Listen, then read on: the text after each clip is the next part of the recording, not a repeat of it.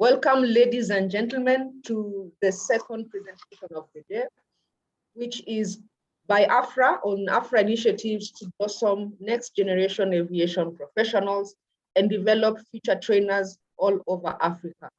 This will be made by Mr. Gausu Konate, the Director, Technical and Operations at AFRAA. Mr. Konate has vast experience comprising both air transport and civil aviation. His 35-year corporate experience covered International Civil Organization ICAO. He served as Deputy Regional Director of the Western and Central Africa Office for 8 years. Mr. Konate also served IATA Regional Office for Africa and Indian Ocean, where he joined as Manager Safety and became the Regional Director, Safety Operations and Infrastructure. As AFRAA Technical Director, he fostered cooperation amongst African carriers for 11 years. Before AFRAA, Mr. Konate worked at Air Africa for about a decade. And we have the questions tab is live. Please send us any questions you have for the presentation. And you can also use the comments section for any comments you wish to make. Please now welcome Mr. Konate to make the presentation. Gausu, you have the floor. Thank you very much. Thank you very much, Maureen. And good morning and good afternoon, good evening, depending on where you are joining us from. As introduced by Maureen, I'm now going to make a presentation. I will go through just a short recall on NGAP. Then I will talk about an AFRAA initiative on IDPA. I will talk also about the disruption of COVID-19. I will talk about another initiative of AFRAA, MOUs with ATOs of Mamba Airline. I will talk about our lab initiative, and our last initiative as AFRAA, which I thought is relevant, is African Air Transport Fund. Then I will just try to close to have a conclusion. Next slide, please.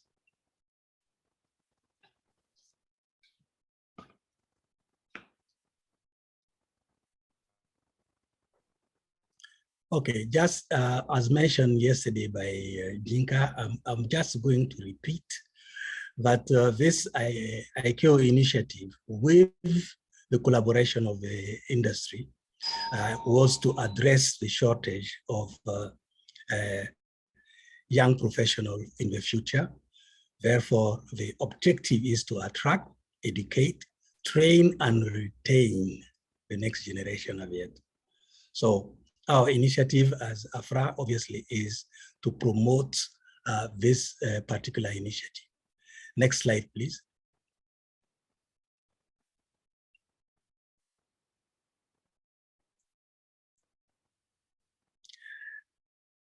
Indeed, we know that African youngsters are already fascinated, so they are attracted by aviation already.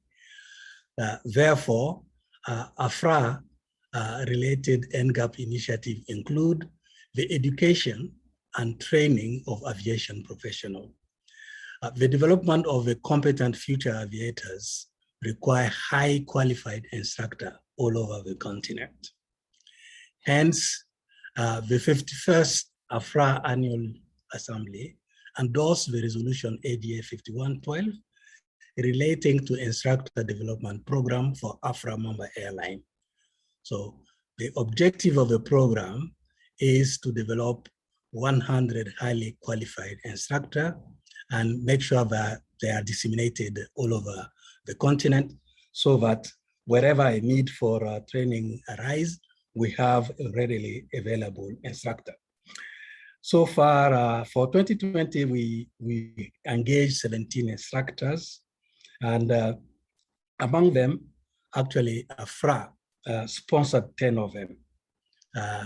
The International Airline Training Fund also contributed to the sponsorship. Next slide, please.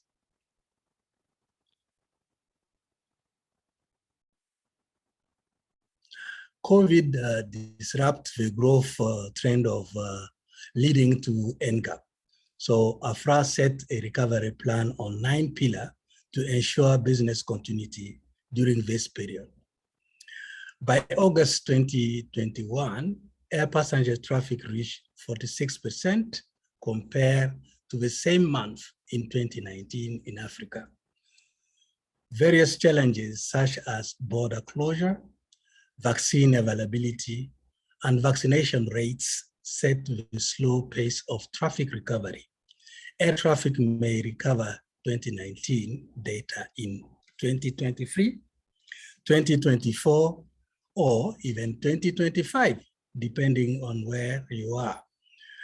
So when will the industry renew with the growth rates comparable to those prior to COVID-19, which actually push the industry towards NCAP? I hope that the IIQ speaker will maybe put some lights on these dates, on when the effect of COVID will be gone for NCAP to be at full range again. AFRAA training team focus its activities on operational courses online. You heard the presenter before me indicated clearly that our industry is ruled heavily, therefore to resume operation. So this is where our training have been focused. You can, if you have any training need in this area or others, do not hesitate to contact us at AFRAA training at afraa.org as it appears on the slide. Next slide, please.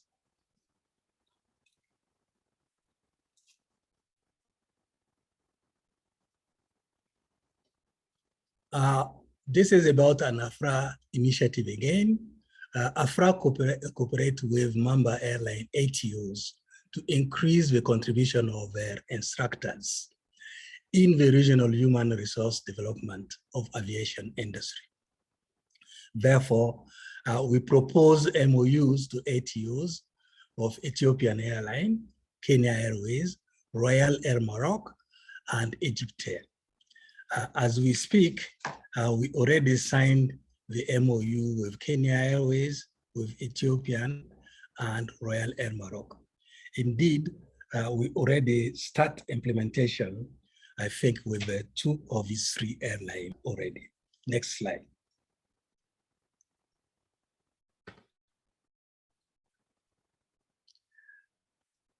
Okay, here, obviously, you heard my small resume by Maureen. I have a chance to be able to observe over, I will say, about 40 years, the trends of our evolution as a region. And then you could see at the beginning in the 80s, we had about 45% of the market share to and from Africa, and the foreign carriers have 55. Now, if you go to the bottom part, currently our situation is not that good because 20% are serviced by African Airline as far as African market is concerned, but 80% are serviced by foreign carriers. So there is a clear marginalization trend as far as we are concerned. And this is where now I want to make really a strong wake-up call to youngsters, students, young professionals listening to me now, that they must work with us to overcome this challenge of marginalization so that we revamp the development of the industry again. Just look at the red characters there, but I will not read them. If I could go to the next slide, please.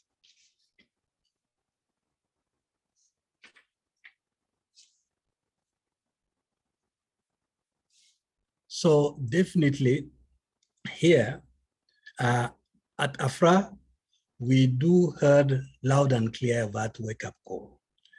Hence, we we are taking the initiative to convene a laboratory toward the end of the of the first quarter of 2022. So we want to bring on board stakeholders from aviation and beyond, from trade, from hospitality, from tourism, to come and sit together and think, to find out clearly out of the box solution so that we can rebound. And we think that these two programs of the African Union, the African Continent Free Trade Agreement and SATA are so closely related that there are opportunities there to grow even faster air transport in Africa. Next slide.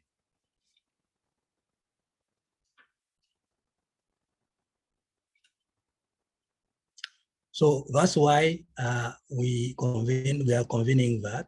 And our challenge to that laboratory is that if we can make sure that the participants come on board and work towards how do we ensure manufacturing industry to transform Africa raw material into competitive product, consumable product, so that we develop intra-Africa trade to raise to 50% by 2025. Of course, if this happens, we will have many opportunities for connectivity within Africa and beyond. Also, we want the lab to make air transport affordable, the solution which makes us the air transport affordable to African population and freight forwarders who shall pay total fare and cargo rate 3 times lower than 2019 prices by 2025. Again, the idea is that the air transport become efficient logistic tool to support the free trade implementation. To simulate also growth of both trade and tourism sectors, demand so that aviation stakeholders' effort foster intra-Africa trade and tourism competitiveness further. So the growth of these sectors yield new air traffic demand to blossom intra-Africa aviation development for the benefit of the youth. This is why I think this should be really a wake-up call to you youngsters listening to me. So I know there is a need, if we have that acceleration, that we also must create an African air transport fund to invest in skill development of next generation aviation professionals in Africa. I think Captain Mutungi said yesterday, obviously I know you are many who want to work in aviation, but fund being an issue. Therefore, if you have any idea, please send it to us. Be my guest for the lab. Send these ideas if you think they can contribute to these objectives in blue. Don't ban them. Please send them to us. We want any idea which can make African the fare affordable to African population. We have the lowest GDP. If it is affordable, then we will be competitive even outside Africa. Next slide, please.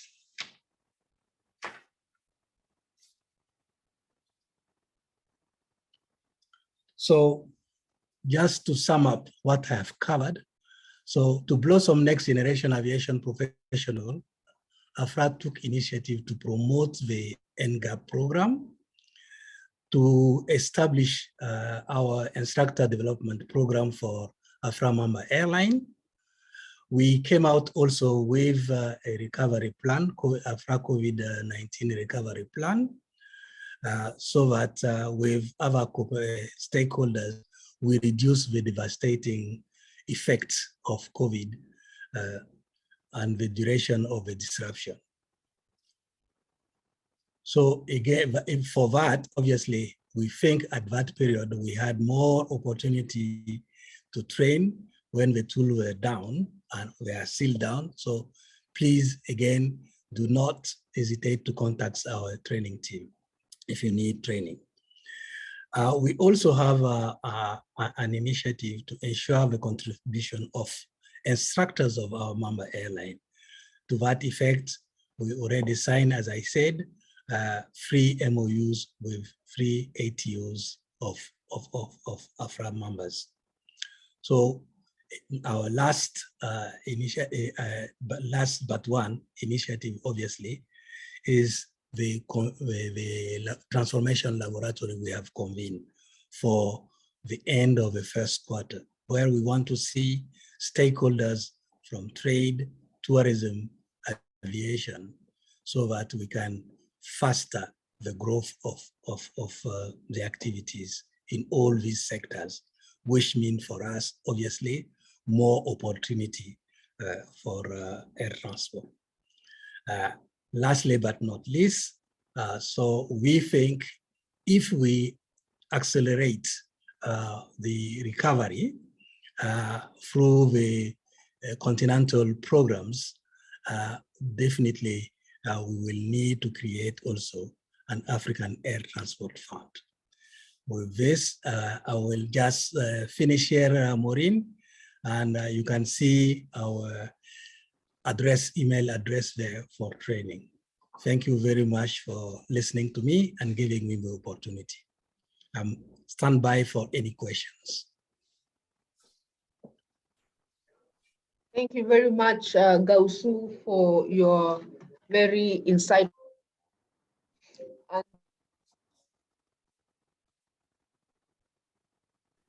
Thank you very much, Gausu, for your very insightful presentation. I see we have some questions from the floor. Maybe we can take a couple of them. And one is, if there are any strategies in place that are being implemented, do they ensure sustainable growth for the targeted young people? That's one question. And closely related to that is, what strategies are being implemented by AFRAA to ensure economic, social, and environmental growth of the aviation industry for young women and men? Those are the two questions we'll take from the floor. Over to you, Gausu. Thank you very much. I think actually the two, as you said, questions are related. For me, clearly, youngsters have, the future is great for youngsters in aviation in Africa, because as I saw the marginalization, it cannot be lower than this. So we must revamp it. So revamping it means more activities. And that's why I'm like, the future is great. What are our strategies? The lab is one of the starting points, because as you can see, we look at these two flagship programs of AUC, and we say this should be able to bring stakeholders together. Instead of fighting each other, this is a strategy to bring all of them together. The tourism don't come in Africa by road. They all fly to Africa. So we need to get them in the lab. The traders, obviously, for example, I will give a good example here. We did not have flights before, 40 years ago, to China. What actually developed flights operation between China and Africa is trade, because obviously traders, passenger traffic follow trade.